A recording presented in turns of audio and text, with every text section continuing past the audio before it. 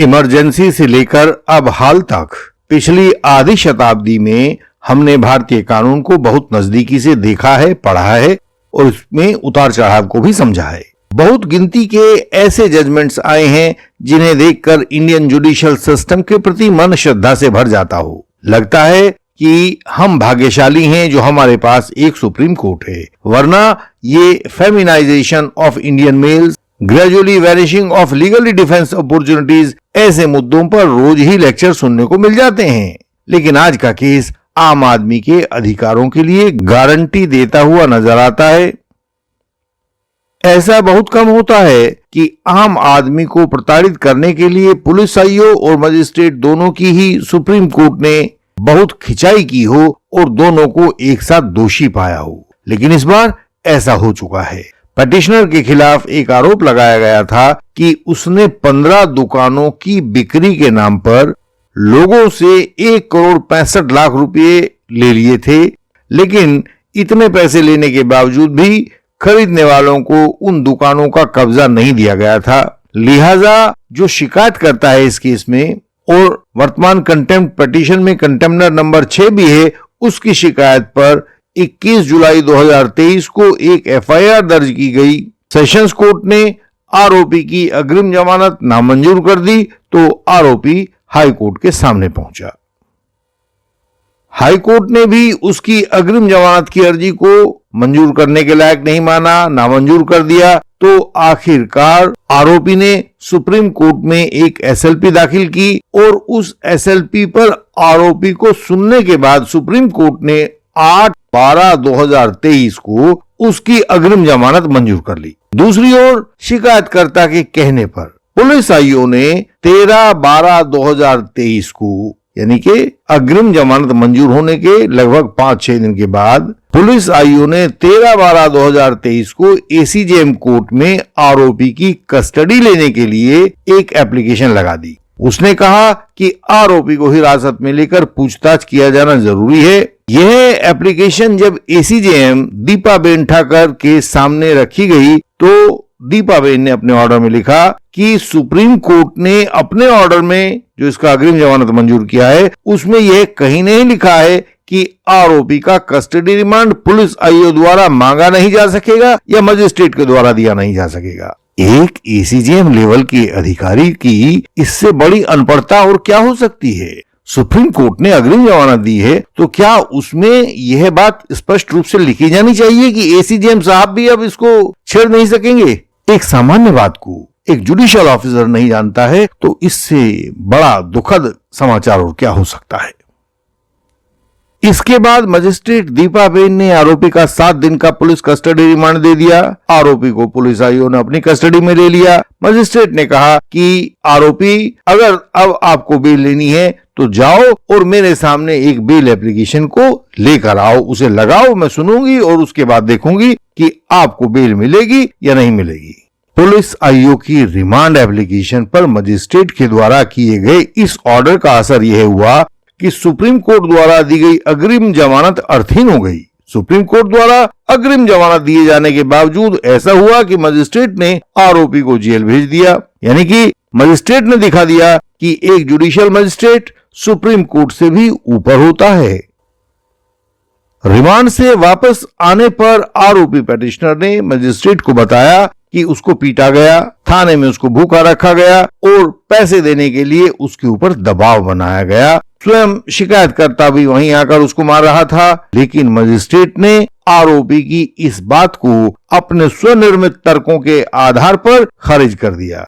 Bell पर आने के बाद आरोपी ने सुप्रीम कोर्ट के सामने section 12 contempt of courts act तथा आर्टिकल 129 कॉन्स्टिट्यूशन के अंतर्गत एक पिटीशन दायर की, जिसमें पुलिस आईओ तथा मजिस्ट्रेट के खिलाफ एक्शन लिए जाने की गुहार लगाई गई थी। आज के केस का नाम है तुषार भाई रजनीकांत भाई Shah versus state of Gujarat. यह एसएलपी क्रिमिनल नंबर 14,489 ऑफ 2023 में लगाई गई एक कंटेम्प्ट पिटीशन थी, जिसका डायरी नंबर 1106 ऑफ 2024 था। इसे जस्टिस बी आर गवई और जस्टिस संदीप मेहता की बेंच ने अभी कुछ दिन पहले 7 अगस्त 2024 को डिसाइड किया था। जब आप किसी झूठे केस में गलती से या भोलेपन से फंस जाते हैं तो हम आपके केस के कागजात देखकर उस केस के समाधान की दिशा आपको बता देते हैं। यदि आप गलत दिशा में जा रहे हो तो भी हम आपको वह बता देते हैं। यदि आवश्यक हो तो आपको इंटेंसिव कंसल्टेशन के द्वारा अधिक परिपक्व कंसल्टेशन भी दिया जा सकता है। 138 NI एक्ट के केसेस में लीगल नोटिस का गलत रिप्लाई देने से पहले भी आप हमसे पूछ सकते हैं ताकि आपका पूरा केस खराब ना हो। हमारे मेंबर बनकर आप यह सहायता पा सकेंगे। सुप्रीम कोर्ट ने सारे मामले को देखने के बाद कहा कि हमारे द्वारा दिए गए ऑर्डर दिनांक 8/12/2023 यानी कि अग्रिम जमानत के ऑर्डर को देने के बाद यदि पुलिस आयोग को जेन्युइन ग्राउंड्स के ऊपर आरोपी के पुलिस रिमांड की जरूरत थी तो उसके लिए यही एक कानूनी रास्ता था कि वह हमारे सामने इस कोर्ट में पुलिस रिमांड की एप्लीकेशन लगाता और हम उस पर विचार करके दोनों पक्षों को सुनते, उनके आर्गुमेंट्स को सुनते और उस रिमांड एप्लीकेशन के ऊपर कोई उचित निर्णय करते। लेकिन हमारे ऑर्डर को निरस्त करवाने के लिए पुलिस आयोग ने हमारे सामने एप्लीकेशन लगाने के बजाय उसे मजिस्ट्रेट की कोर्ट के सामने लगा दिया, जिसका मतलब यह हुआ कि पुलिस आयोग की मंशा शुरू से ही साफ नहीं थी, बिल्कुल गलत थी और वह हमारे ऑर्डर की गंभीरता को नहीं समझ रहा था। आप विद्वान व्यूअर्स को याद होगा कि सुप्रीम कोर्ट के अभी हाल दिनों के 2 बहुत सुंदर और महान जजमेंट्स आए थे। पहला था Arnesh Kumar versus state of Bihar, दूसरा था सत्येंद्र कुमार अंतिल वर्सेस CBI। ये दोनों बहुत महत्वपूर्ण केसेस हैं और इनका मकसद यह था कि 7 साल से कम सजा वाले केसेस में आरोपी को जेल में भेजकर सड़ाने से रोका जाना था। दोनों केसेस एक दूसरे के पूरक हैं, सप्लीमेंट्री हैं और दोनों को सामूहिक रूप से काम करने के आधार पर घोषित किया गया है, सुप्रीम कोर्ट के द्वारा दिया गया है। जब ये दोनों सामूहिक रूप से काम करते हैं तो इसके आधार पर आरोपियों को बहुत राहत मिल जाती है। दोनों केसेस का कार्यक्षेत्र थोड़ा थोड़ा सा अलग है, इसको समझ लेना उचित रहेगा। अर्नेश कुमार का कार्यक्षेत्र पुलिस इन्वेस्टिगेशन के दौरान होता है। पुलिस इन्वेस्टिगेशन के दौरान पुलिस आयोग किसी भी व्यक्ति को, किसी भी आरोपी को उन आरोपों के लिए गिरफ्तार नहीं कर सकता है जिनमें सजा की अवधि 7 साल या उससे कम होती है। इसी तरह से सत्येंद्र अंतिल वाले केस में कार्यक्षेत्र थोड़ा सा अलग है और वह कोर्ट में मजिस्ट्रेट के सामने या कोर्ट के सामने सुनवाई के दौरान शुरू होता है। 7 साल या उससे कम सजा वाले केसेस में कोई कोर्ट किसी आरोपी को जेल नहीं भेज सकेगा, यह सत्येंद्र अंतिल का अर्थ है।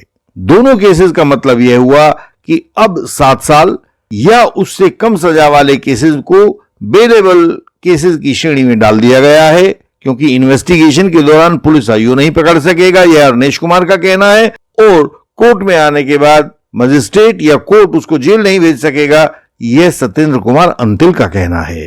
अब इसका अर्थ क्या हुआ? 7 साल या उससे कम सजा वाले केसेस में आपको बेल लेने की आवश्यकता है ही नहीं, ये बेलेबल केसेस के जैसे हो गए हैं। सुप्रीम कोर्ट ने कहा कि क्या एक मजिस्ट्रेट को इन दोनों केसेस का भी पता नहीं था? क्रिमिनल जूरिस्प्रूडेंस की आवश्यकता यह है कि पुलिस रिमांड की एप्लीकेशन तभी मंजूर की जानी चाहिए जब उसकी यथार्थ रूप में आवश्यकता हो। सुप्रीम कोर्ट ने बहुत पते की बात कही है। उन्होंने कहा है कि कोर्ट्स इन्वेस्टिगेटिंग एजेंसीज के डाकिये नहीं होते हैं, मैसेंजर्स नहीं होते हैं। उनके लिए उसी बात को मानना जरूरी नहीं होता है जो इन्वेस्टिगेटिंग एजेंसीज कहती हैं। अतः पुलिस रिमांड की एप्लीकेशन बहुत सोच विचार के बाद मंजूर की जानी चाहिए थी। ये सब बातें कहते हुए सुप्रीम कोर्ट ने मजिस्ट्रेट के सब दोषपूर्ण ऑर्डर्स को निरस्त कर दिया तथा वहां के जो वेसु पुलिस स्टेशन के आईओ थे RY रावल, उनको तथा सूरत कोर्ट की ACJM दीपाबेन ठाकर को सुप्रीम कोर्ट के 8/12/2023 के ऑर्डर की अवमानना करने का दोषी पाया और उनको कहा कि अब आप कार्रवाई को फेस करिए। बहुत दिनों के बाद सुप्रीम कोर्ट का ऐसा निर्णय सामने आया है जिसमें अपने अधिकारों का दुरुपयोग करने वाले अधिकारियों को कोर्ट द्वारा नाप कर रख दिया गया है। वरना बहुधा ऐसे लोग कोर्ट की नरमी का फायदा उठाकर परिणामों से बच जाया करते हैं। हमको लगता है कि लगे हाथ प्रिय व्यूअर्स को यह भी बताया जाए कि जब किसी आरोपी को अपराध के संबंध में गिरफ्तार किया जाता है तो उसे या तो पुलिस रिमांड में रखा जाता है या जुडिशियल रिमांड में रखा जाता है। यदि पूछताछ या वस्तुओं की डिस्कवरी के लिए आरोपी को थाने में लाया जाता है तथा पुलिस आईओ के संरक्षण में रहता है तो वह रिमांड पुलिस रिमांड कहलाता है। पुलिस आईओ द्वारा की जाने वाली ज्यादतियों, मार पिटाई, पैसा उगाही आदि की जो शिकायतें रहती हैं वे इसी पुलिस रिमांड के दौरान होती हैं। यदि पुलिस रिमांड के बाद भी आरोपी की जमानत नहीं हो पाती तो उसे जुडिशियल रिमांड में रखा जाता है और वह जुडिशियल रिमांड मजिस्ट्रेट की कस्टडी में माना जाता है। इस दौरान लोकल पुलिस का उस पर कोई नियंत्रण नहीं होता और आरोपी पुलिस थाने की बजाय अब जेल में रहता है। जैसे दिल्ली में तिहाड़ जेल है या हर एक जिले में अपनी जिला जेल होती है। पुलिस जेल में दूसरे कैदी भी मौजूद होते हैं। जेल में की जाने वाली उगाही, मारपीट, यौन प्रताड़ना की जो खबरें हमको प्राप्त होती हैं वो इसी जुडिशियल रिमांड के दौरान प्राप्त होती हैं, क्योंकि जेल के भीतर जो वहां के बड़े मुजरिम सजा काट रहे हैं उनका वहां अपना एक अलग काला साम्राज्य होता है जिस तक किसी कानून की कोई पहुंच नहीं होती। जेल में सजा याफ्ता कैदी भी रहते हैं, हालांकि भीतर उनकी कोठरियां अलग अलग होती हैं, लेकिन अन्य समय में वे बाहर सब साथ ही घूमते हैं। पुराने व नए कानूनों में जुडिशियल रिमांड को लेकर बहुत मामूली सा अंतर किया गया है। पुराने कानून में एक बार में 15 दिन से ज्यादा का जुडिशियल कस्टडी रिमांड नहीं दिया जाता था, लेकिन अब इसमें अधिक समय के लिए भी इसको किया गया है। पुराने कानून में जुडिशियल रिमांड कानून 167 सीआरपीसी के तहत दिया जाता था, अब यह 187 बीएनएसएस में दिया जाता है। आप दोनों का तुलनात्मक अध्ययन देख सकते हैं। हमने यह एक टेबल के रूप में आपके सामने दिया है, आप इसका स्क्रीनशॉट लेकर रख सकते हैं। यह कानून के विद्यार्थियों के लिए, यंग एडवोकेट कलीग्स के लिए और आप सब फॉल्स एलिगेशन वॉरियर्स के लिए बहुत काम आने वाला कंपैरिजन है। यदि आप भोलेपन से, गलती से, झूठे आरोप से किसी कोर्ट केस में फंस गए हैं तो हमारी संस्था इंडियन लीगल सिस्टम का सपोर्ट सिस्टम आपको बचाने के लिए आगे आएगा, आपको सही कानून की राह दिखाएगा। जितने झूठे गवाह होंगे उनको अपने कानूनी औजारों की सहायता से क्रॉस करके आपको उन झूठे गवाहों से मुक्ति दिलवाएगा। पूरे भारत में जहां कहीं भी आप हैं, हमारी सहायता वहीं आप तक पहुंचेगी। हम पहुंचाएंगे। हमें बताएं कि आप कहां फंसे हुए हैं। हमारी वेबसाइट है indianlegalsystem.org। इस पर सारी जानकारी आपकी सरल भाषा में दी गई है। इसको पढ़कर फर्जी केसेस से बचने की बातें सीखें। हमारा मोबाइल नंबर, ईमेल एड्रेस और वेबसाइट का URL सामने स्क्रीन पर दिखाई दे रहे हैं। हमसे संपर्क के लिए हमारे व्हाट्सएप नंबर पर हमें मैसेज भेजें। आपको आगे की राह वही सुझा दी जाएगी। इस वीडियो को लाइक करें, शेयर करें और सब्सक्राइब करें। बेल आइकन को प्रेस करें ताकि नई वीडियो आपसे मिस ना हो जाए। इन वीडियोज को दूसरों तक फैलाएं ताकि कोई झूठे केस की आग में न झुलसे। हम आपसे आगे भी नई वीडियोज में ऐसे ही मिलते रहेंगे। अगली वीडियोज में मिलने तक प्रणाम।